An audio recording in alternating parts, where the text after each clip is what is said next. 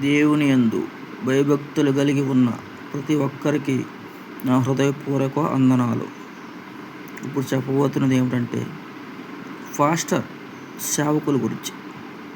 సేవకులు అనేవారు మోకాళ్ళు వంచి ప్రార్థన చేయగానే, ఇదిగో నా కుమారుడా, ఈ దీవెనలు తీసుకునుము అని ఎవ్వరికి కూడా చెప్పలేదు దేవుడు.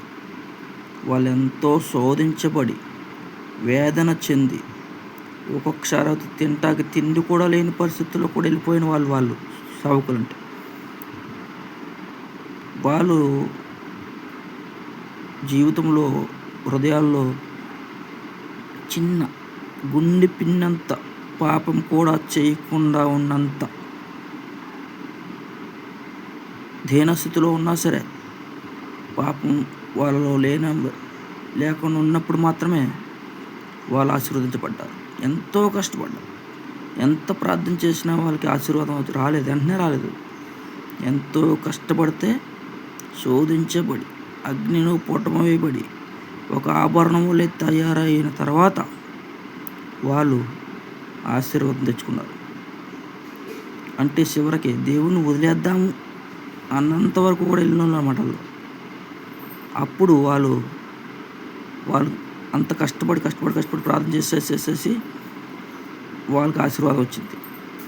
ఏ పాస్టర్ని మీరు అడిగినా, నేను ప్రార్థన చేయగానే నాకు ఇది వచ్చేసింది ఆశీర్వాదం, మీరు కూడా చేసేయండి అని అనరు. కష్టపడ్డారు, కష్టపడాలి, ప్రార్థన చేయాలి, చేస్తూనే ఉండాలి.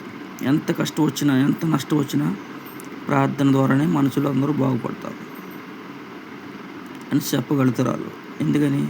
వాళ్ళు ముందు కష్టపడి ఉన్నారు కనుక. అది ఈ విషయాన్ని గ్రహించుకుని మనందరం ప్రార్థన చేసుకుందాం. ఒకవేళ దొరకలేదు అనుకో ఆశీర్వాదం, దొరికేంత వరకు ప్రార్థన చేస్తూనే ఉండాలి.